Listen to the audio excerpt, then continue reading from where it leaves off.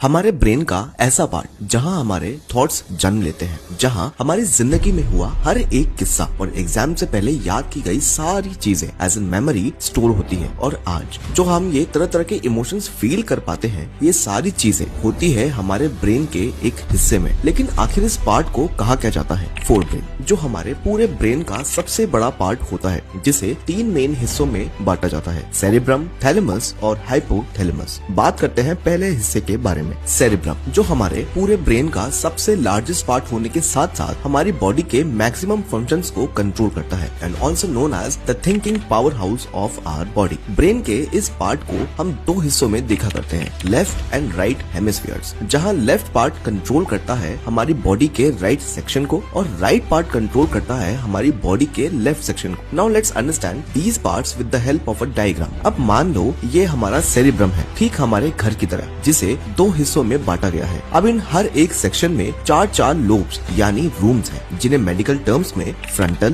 Parietal, temporal और occipital lobe कहा जाता है। अब अगर हम इन चारों लोब्स यानी रूम्स के ऊपर एक छत डाल दें, तो इस छत को कहा जाता है cerebral cortex, also known as the outer covering of the cerebrum. Now in the comment section tell us which of the following